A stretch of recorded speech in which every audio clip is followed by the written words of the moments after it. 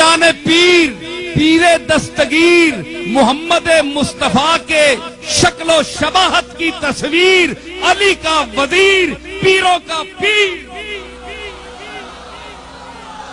شیخ المشارق والمغارب، ابن الزرغام الصالب، علی ابن ابی طالب، اسد اللہ الغالب،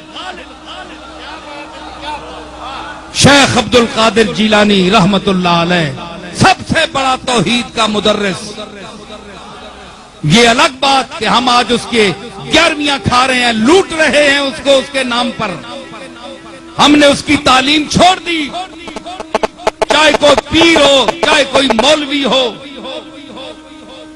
اللہ کا نام چھوڑ دیا ہم نے۔ شیخ عبد القادر کے مواعظ کو ہم نے تاکہ نسیاں پر رکھ دیا، صرف اس کو 11ویں دینے والا پیر سمجھ لیا۔ اس کے نام پر ہمیں لوگ 11ویاں دیتے ہیں، ہمارے ہاتھ چومتے ہیں، ہم کروڑ پتی بن گئے ہیں اس کا نام کھاتے کھاتے۔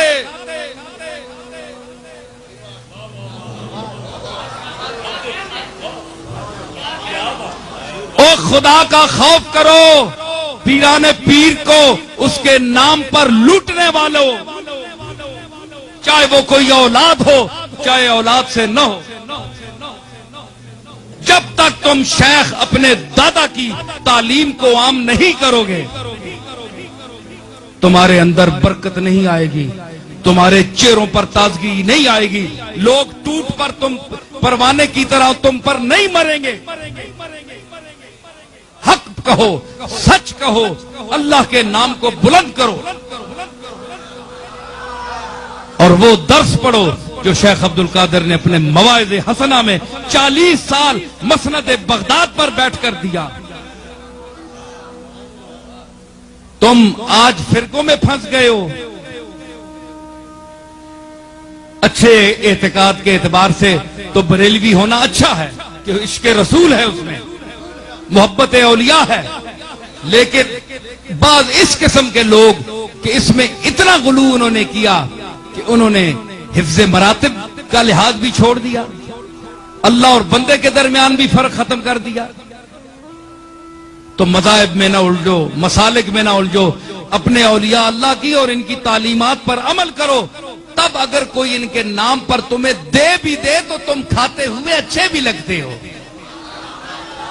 کوئی کام بھی تو تم نے کیا ہے، ہٹے کٹے کام بھی کچھ بھی نہیں، نہ محنت نہ مزدوری، کھانے رہو چوری،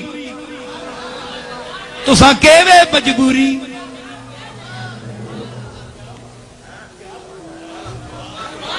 کیا تم سے سوال نہیں ہوگا قیامت کے دن؟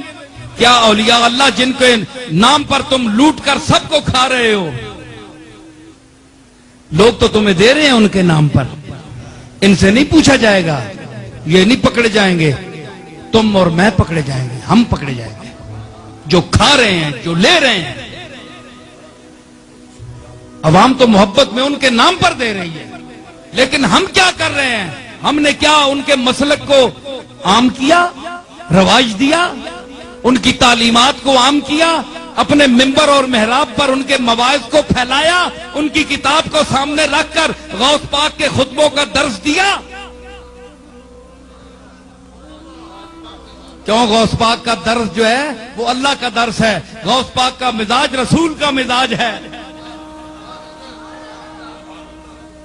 اور اس کی دلیل ان کا اپنا کہنا ہے، وَكُلُّ وَلِي لَهُ قَدَمٌ وَإِنِّي عَلَىٰ قَدَمِ النَّبِي بَدْرِ الْكَمَالِ۔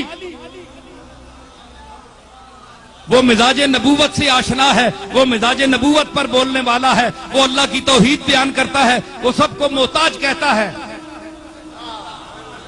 اپنی رونت، اپنا استکبار، اپنی برتری، اپنی بلندی، اس کو چھوٹا کرو، گر جاؤ، گھٹ جاؤ اور مٹی کے ساتھ مٹی مل جاؤ، یہ غوث پاک کا درس ہے۔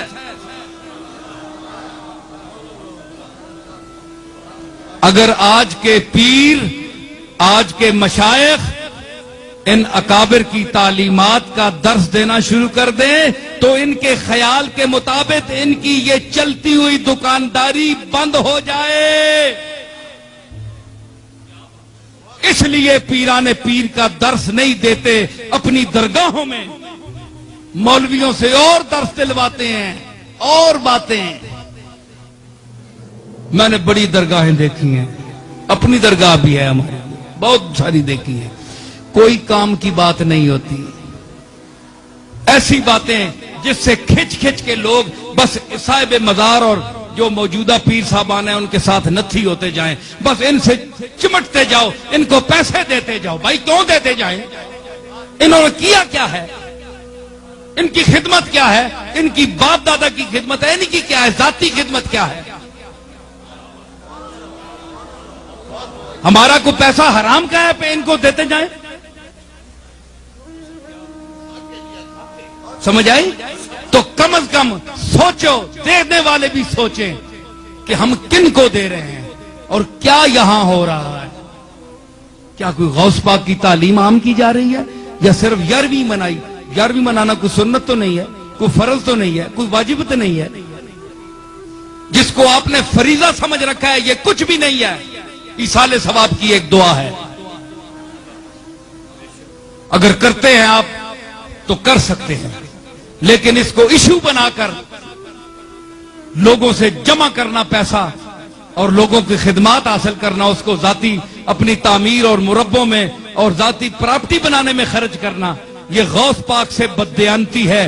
ایک ایک کا پائی پائی کا قیامت کے دن غوث پاک حساب لے گا۔